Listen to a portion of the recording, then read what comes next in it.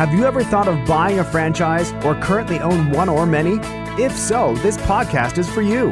Welcome to Franchise Euphoria, the podcast created and hosted by franchise attorney Josh Brown for the sole purpose of helping people find success through franchising.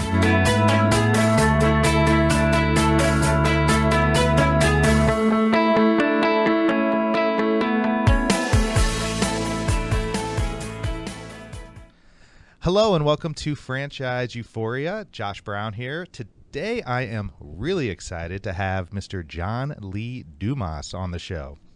Josh Brown, I'm fired up to be here, my man. Well, that's great. You know, you've probably heard of John at this point, but if you haven't, please exit your cave now. John is the founder, creator, and chief enthusiasm officer of the wildly popular Entrepreneur on Fire podcast. In a short period of time, John and his small team have created a very successful brand and company centered around entrepreneurship and provide some tremendous resources to help people realize and live their own entrepreneurial dreams. Hello, John, and welcome. Wow. Again, I'm just prepared to ignite, Josh. I love what you have going on here, the niche, everything that you bring to the table. Inspiring. Well, you know, over the last year or so, you and I have gotten to know each other a bit through your mastermind group, Fire Nation Elite, as well as your Podcasters Paradise community. And it's, for me, been really incredible to see your meteoric rise to success. And for me, I've gotten quite the joy in seeing how efficient you operate, how consistent you are with your branding and messaging, and how organized and structured your business is. And though you're not a franchise, and this is the Franchise Euphoria podcast, you have certainly done a hell of a job implementing franchise-like systems and processes, which I know have helped you along the way. But before we dive into all that, for the one or two people out there who may not have heard of you, I'd love for you to tell the John Lee Dumas story, because I really think it's quite inspirational. No, thanks for the opportunity, Josh. So what I love is that, just like yourself, I mean, you know, I'm not from one of these big cities like LA where, you know, you grow up and it's just like the spotlight's all around. I mean, I'm a country boy from the state of Maine. I grew up there for the first 18 years of my life and went to college on an Army ROTC scholarship. So I spent 4 years having a great time in college, but training as a cadet. And 2002 came, Josh, and I was commissioned as a second lieutenant the day I graduated college. And for all you history buffs out there, 9/11 happened obviously approximately 7 months prior to that. So we were the first class commissioned post that 9/11 experience. So we knew that as Army officers, you know, as people that were serving this country, that we had quite the task ahead of us. And sure enough, about a year later, I was in Iraq on a 13-month tour of duty in charge of 4 tanks, 16 men, and an armor battalion in Western Iraq. And pretty powerful experience for a 22, 23, 24-year-old at that time, and left a lot of impressions upon me that I've carried forward into my 20s and now 30s. But then after my 4 years of active duty experience, I did enter the reserves. So that allowed me to try some different civilian ventures. And Josh, I tried law school. You know, my dad's a lawyer, and I have a lot of people in my family who went either through the law route or the medical route. So that seemed like a great way for me to go. And after one semester, I knew with certainty, despite getting all of my grades back and getting an A in contract law, which I'm still really proud of because it was nice. a very difficult class, but getting all A's and B's and knowing that I could do it, but I just didn't want to do it. I was just not inspired by it for a number of reasons. It just wasn't me. I made the very difficult decision to leave because I had to face my father and really disappoint him on a lot of levels by sharing that news with him that I wasn't going to be completing my 3-year education at law school. And I kind of took off. I mean, I went to India for 4 months. I went to Guatemala for 4 months. I tried to, you know, find myself and find something that I could be passionate and excited about, and nothing came to me. So I spent my mid to late 20s in corporate finance and commercial real estate and residential real estate with an internet startup, trying to find something that was lighting my fire, and it didn't happen. And for me, I kind of resigned to a life of commercial real estate. I was in a great position. I was a partner I was on partnership track at a great firm in my home state. But my aha moment came, Josh, during one of those drives to work when I wasn't exactly excited to get into the office, and I ran out of podcasts. One thing that was keeping me going on a day-to-day basis, these inspiring stories from people who, unlike me, had found their passions and were actually living that passion. And that's the day that Entrepreneur on Fire was born, because I realized there's no 7-day-a-week podcast. There needs to be, because I want to listen to one. So I decided to create it. I walked in, quit that job. I was very good at quitting things, and started Entrepreneur on Fire the next day. And here we are, Josh, over 550 episodes later, still going strong. I mean, that's just an amazing story. Tell me, what did fighting a war and defending our country teach you about yourself, your dreams, and how you were going to live your life going forward? It put things in amazing perspective, because here I was, in a lot of ways I was grounded growing up, because I had parents that, would not allow me to be spoiled and never, treated me in any way that I should not have been treated. I mean, they, had strict rules and, kind of, parent laws that I had to abide by. And so I grew up grounded, but at the same time, very sheltered, and seeing the life that another part of the world was living. I interacted with families and with kids, and, with just the Iraq army, actually, when we were training them and seeing what their lives were and what their aspirations were. That impacted me huge at 23 years old, because so many of my friends back home who took the more traditional route of just graduating and maybe becoming an insurance salesman or anything else that, they've taken as their path, had no idea that this was happening, just a 15-hour plane ride away, not, at some desolate part that it was hard to reach, but jump on a plane, 15 hours later, you can be in Baghdad, and this is happening right now. So it impacted me in a powerful way, gave me some great perspective and some really great focus on really what I wanted, which was to live that life of passion. But, Josh, it wasn't like just having that revelation was enough, because then I spent the next 10 years of my life searching for it, and it took that full decade before I found it. Well, thank you, by the way, for your service. I mean, it's people like you and other people who serve that, allow people like me not to have to. And the fact that you voluntarily did that and put yourself in harm's way like that, I mean, says a lot about you. And I know for myself and everybody else, really appreciative of that. Thanks, Josh. And thank you. I think that I believe so much of your success is contained in things that nobody really sees or hears. I mean, obviously we know John Lee Dumas. We know about your enthusiasm and everything that you've been building with your businesses, but the organization skills you use to stay productive and efficient, the discipline you maintain to keep yourself scheduled and on task, and the consistency you implement on a daily basis, day in and day out. I'm kind of curious, were you born with these talents or were they learned over time?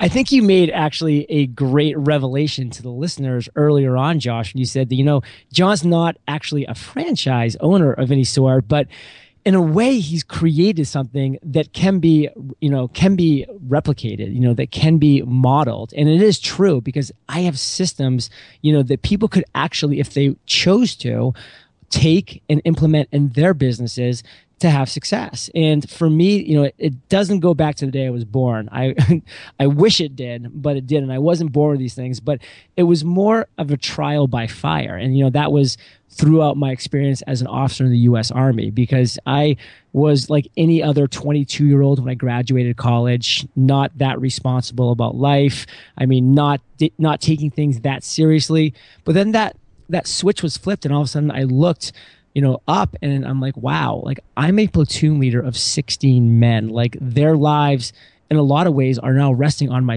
shoulders, and we're going to war where for the next year plus, we are going to be encountering on a daily basis people that want to take these 16 lives away. And that was just a total mind shift for me, and a total like mental shift where I went from being pretty undisciplined and pretty unregimented to now, listen, this is life and death. And I really want to make sure that I'm giving every opportunity for my soldiers to succeed, for my soldiers, to come back in one piece, to come back alive from this tour of duty. And so, I started waking up an hour before we ever had to be any places. I started making really detailed schedules that, I was a stickler about it being abided by. I was really a subscriber to that Parkinson's law, which tasks will expand to the time that you allot them. I was seeing other platoons that were just getting stuff done in 2 days that we were getting done in 2 hours for the sole reason that they scheduled 2 days to get stuff done. And therefore it took them 2 days. And for me, I was scheduling 2 hours, and lo and behold, I'd get some griping and some complaining with my privates and specialists. But guess what? After 2 hours, we'd get stuff done. And I really adopted that mentality, Josh, in the Army, that we get more stuff done before 9 a.m. than the rest of the world does all day. And I loved sitting down for breakfast with a feeling of pure accomplishment that I've already done so much today. And I'm just having breakfast now. And I've applied that to Entrepreneur on Fire, where now I have a great regimen where, I'm early to bed, early to rise. I'm up at 5 a.m. And between 5 a.m. and 9 a.m., Josh, I'm getting more stuff done than 99% of entrepreneurs are doing all day long. And that allows me to have the multiple streams of income and the multiple things accomplished within the business. See, I love that. I love the message in that. And that is, here you were, you didn't really know what you were going to do or where you were going to go, but you just started taking steps forward. And through that, through fighting a war, all of a sudden you've now implemented this discipline that you can take and utilize in your business, in your entrepreneurial endeavors, and take forward throughout your life, which ends up becoming a point of differentiation, something that distinguishes you from everybody else and has allowed you to be so efficient. So I think that's really powerful for a lot of the listeners out there. And it's one of those things where I think it's easy to say, but damn, is it hard to implement? So true. So I commend you for that. And so true. I try to do that. John, it's funny. I try to do that. I try to get up early, and I'll go a week or two, and then I'll have that one day where, man, it just feels good to sleep till 9 in the morning, and I have the ability to do that because I have my own business as well. And then I'll try to get back on the horn again. But there's something about the morning where it's like the possibility of the day is all right there. You know what I mean? I do. I love that. I sometimes will go to breakfast just by myself, real early, have my coffee, have my computer, and just really kind of think about what I want to achieve that day, that week. And then all of a sudden the noise happens thereafter. Well, anyways, I want to talk about, sure, as entrepreneurs and business owners, we all have doubts. How do you address your own doubts and then put them in the proper place so you can move forward and stay focused, which I know is your favorite word, on what it is you wish to accomplish? Well, first we have to share what my favorite acronym for that word is, Josh. Do you know what FOCUS stands for? I do. It's follow one course until success. You are amazing. That is completely right. And you are one of the few people that actually remembers that acronym. Everybody knows that I love that word, but they can never quite put the words to that phrase. Which is so. Well, when you first said that on one of your episodes, I don't know if it was early on, I just thought, man, that's pretty genius. Did he actually come up with that? No, definitely not. But I think people think I have because I say it so often. But really what I want to address here about doubt, Josh, because that's such a huge part of the entrepreneurial journey. And I have doubt every single day. It's just part of our psyche. It's part of that survivalist instinct that we're born with, because if we didn't have doubt, if we didn't have fear, we wouldn't stay focused. And if we don't stay focused, then that saber-toothed tiger, that's crawling around the cave to get in, might get the one up on us, and then that's it. So, it's that innate sense of doubt, of fear, of failure. And the phrase that I actually like to use with that is the imposter syndrome. And Seth Godin talks about this so eloquently in blog posts. I think he truly nails it about the imposter syndrome. And it really applies to podcasters, Josh. I'm sure you felt this when you were about to launch your podcast. I definitely felt this when I was launching my podcast was, why is anybody going to want to listen to something that I've created? Why are guests going to want to come on my show? Who's going to actually get anything out of audio content that I'm putting out there on the internet, in iTunes, Stitcher Radio, SoundCloud. And that imposter syndrome was so real. It was so there. It was ever present.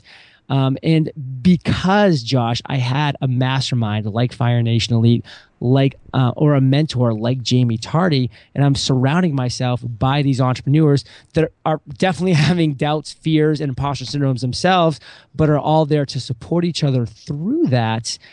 I was able to get through that. And it wasn't easy. It was a rocky road. I delayed my initial launch multiple times because of it.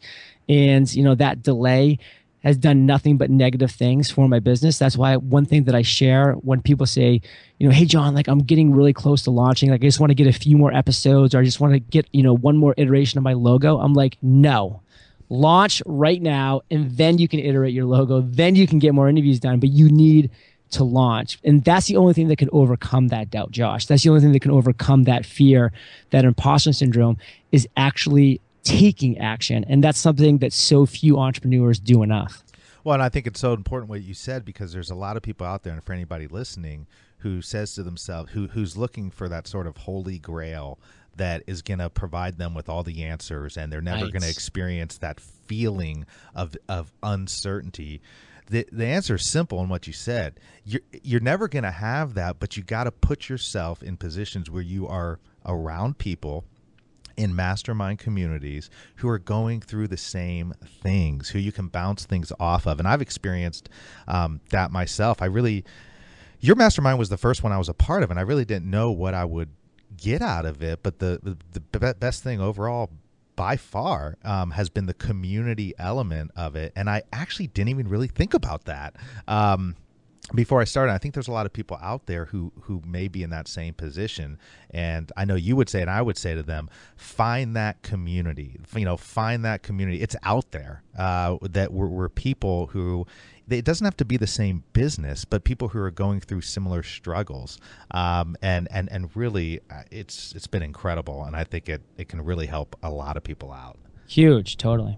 So you've built a great team around you. I mean, Kate and the others who work with you have seamlessly been woven into your brand in such a consistent way. And I've always been impressed by that. Is that something you think about and work towards for your business, or has it just been a byproduct of you being very clear on your message, your target, and your goals for your business? So what I'm very clear on, Josh, I think is really important for my brand, is my avatar. For me, it all starts there. And I think that's so powerful for the listeners to really sit down and think about that and absorb that I know my avatar. And, Josh, you know your avatar, that perfect listener, that ideal client. And to the listeners out there, I would challenge you by saying, do you know your avatar? And for me, my avatar is Jimmy. He's 34 years old. He has 2 kids. He drives to work every single day by himself. He comes back from work. He has dinner with his wife. He puts his kids to bed, and he wonders why he spends 80% of his life doing things he doesn't want to do. And because I know that avatar, that Jimmy that needs to be listening to Entrepreneur on Fire 7 days a week to keep him inspired, or to get him inspired, and to keep giving him motivation, ideas, and inspiration to really break out of the golden handcuffs that he's created for himself. Because I know that, whenever I am looking to weave in potential assistance, or bringing Kate into the team and looking at different branding opportunities, I always come at it from a perspective and from a vantage point of my avatar. What would Jimmy want? What would Jimmy be impressed by? And because I'm looking at it from his angle, from his eyes, and not just inside as the founder of Entrepreneur on Fire, it really allows me to continually, work to having that consistent brand, to really having that, the same things that are really coming out to Fire Nation, because I know what Jimmy would want, and I know what Jimmy is seeing because I'm looking at it through his eyes. So it all starts there, Josh. It all starts with the avatar. And if you really have a focus on serving that one individual, that perfect ideal listener, it makes all the decisions you're going to make, not just the branding, not just the format, the flow, the products, the services you create, but every aspect of your business. It makes it so much easier. Yeah, because you always have that thing to to go back to. Always. If you're questioning yourself, oh, should I do this? Should I do that? Okay, is it going to reach the people I want it to reach? So I think that's fantastic. And as entrepreneurs, Josh, we question everything. Oh yeah, we do. And so, sometimes you go down one road and then it's the bright shiny object syndrome, which I know you talk about, and it's so true. That's one of the hardest things is staying focused, and part of staying focused is having that avatar that you can continually go back to. And say, well, I think I think a good visual for that, Josh, is as entrepreneurs, and I think the listeners can really kind of maybe relate to this, is that we come to so many forks in the road. Every day we have questions, and the answer to those questions means either going left or going right. And if we're making those decisions ourselves, Josh, as the founder, as a host of our own companies, then, are we serving our avatars, our clients, or are we just serving ourselves? And why are we spending so much bandwidth making every one of those decisions when if we truly know our avatar, then every one of those forks in the road becomes so easy to navigate because it's just WWJD, what would Jimmy do? And then you hit it. Yeah, and I think what's so important about that also is that, so many people, especially in the online space, get caught up on tactics. Right. And you and I, we can all learn tactics, but we can't all learn relatability. We can't all understand what our target market is feeling and striving for, and unless we know exactly who they are. And so I think that's a really important point, because that's really what's going to cement you and drive your long-term success, is that if you can take the tactical side of things and combine that with truly understanding the emotional side and how you can relate to people. Totally. So you've tasted a great bit of success in just a short period of time. I'm curious, do you feel more pressure now versus when you first started Entrepreneur on Fire to just keep things going? Nope, I do not feel more pressure. I'd say I feel less pressure, because when I started, there was a lot of pressure on the unproven concept. And that's something that terrifies a lot of entrepreneurs is, will this work? Because I got a lot of feedback, Josh, from people who I really knew, liked, and trusted, and had as mentors and had as mastermind partners that said, John, love your enthusiasm, love your idea. 7 days a week, it's just not going to work. Let's just be honest about it. So it was an unproven concept. I felt like there was a lot of pressure on the opportunity to succeed, but not being validified. And so for me, now that this has been proven, this concept that you can monetize a podcast, you can grow a community, around a podcast, and using podcasting as a medium to grow that audience and to create products and services that audience will actually take out their wallets and purchase, that takes a lot of pressure off. And now it's there, and I feel like we have a great team. We have a great system, and now we're just really looking at serving our audience as best we can. And with that pressure off to really have to succeed, success seems to come a little bit easier now with each new iteration that we add to the business. What's one piece of advice you would give to those who are stuck in jobs that they don't like, or just are kind of feeling hopeless because they can't find a job? Buy a franchise. Your check's in the mail, John. Yay.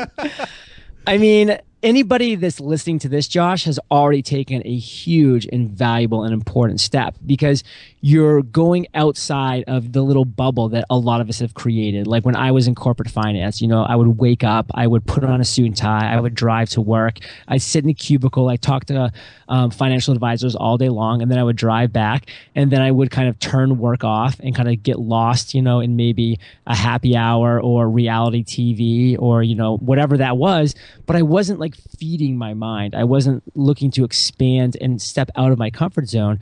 Luckily, that got old for me fairly quick. So then I did start to read a lot of really great books on business and listen to a lot of great audio and podcasts, which eventually led me to Entrepreneur on Fire. So what your listeners are doing now are taking that step that I took back in the day. And what I really want to say about that, getting unstuck, the two words that are so powerful are just start. Just start by waking up 15 minutes earlier and going to bed 15 minutes later, and using those 30 minutes every single day, Josh, to learn something about a topic that you might be passionate about, and maybe that passion doesn't end up turning into anything, but by just taking action and moving forward, that is going to be powerful in so many ways for people that do feel stuck right now, because you never know what's going to come out, what light bulbs are going to turn on by just taking that action. And 2 books, Josh, that I think are pivotal for this mindset are Darren Hardy's book, The Compound Effect, which is huge. He's the founder and creator of Success Magazine. And then his mentor, Jeff Olson, wrote the book, The Slight Edge. And both of those books talk about just doing the little things every single day, like that 30 minutes I just talked about, and how that can add up to something huge in the end. I mean, we all know about what, a dollar compounded, at 6% can become in 40 years. Well, an idea or action compounded, over months, years at the same rate has the opportunity to grow into something massive as well. No, that's great. I haven't read those books. I'm going to put those on the show notes for sure, and check them out. And thanks, John, for really taking the time to speak with me. I mean, we're doing this on a Saturday. Yeah. When I'm sure you have much better things to do. Well, 7 other interviews. Well, and at a time when, I know you have many other things going on, social media marketing world, which you just spoke at. And, it really, I just want to tell you, it means a lot to me. I know it means a lot to my audience. And before we go, take a couple minutes, tell us, about some exciting things you're working on now, or anything that you want us to know about Entrepreneur on Fire and what we can look for in the future, and where people can find you and get a hold of you. Well, Josh, I do want to first off say, thank you for creating what you've, created here, and the ripple effect that you're having is really inspiring to see. I know that I've been able to witness and watch your journey, as a lawyer and as an entrepreneur, and it's really been, powerful, and to see, the lives that you've impacted and the people's, perception that you're changing at the same time. So I want to commend you for that as well. And, for me, all of our magic happens, Josh, at eofire.com. We do have some pretty cool things going on. Podcasters Paradise is our flagship product. We teach people how to create, grow, and monetize their podcast. And we do a live free weekly webinar where we share some great tools, tactics about podcasting that, even if somebody's on the fence, would just get a lot out of just attending that cool live webinar. And because we've had such success with webinars, Josh, we actually decided to launch a product called Webinar on Fire, which is going to teach people how to create, present, and convert their webinar, which is an amazing way to build your brand, to grow your email list, to sell products and services that you're creating for your audience. So those are a couple things we have going on, and it all happens at eofire.com, and it's been a pleasure. Well, that's really cool. I'm going to have to check out that Webinar on Fire, especially with some of the things that I'm doing with Franchise Euphoria, and I think there's a lot of people out there. So many people want to use webinars, but don't really know how to effectively do it. So true. Thanks again, John. You are the man, and we are finishing right on time. In the spirit of the military and the Army, we are done. Thanks again, buddy. I appreciate it. Thanks, Josh. Take care.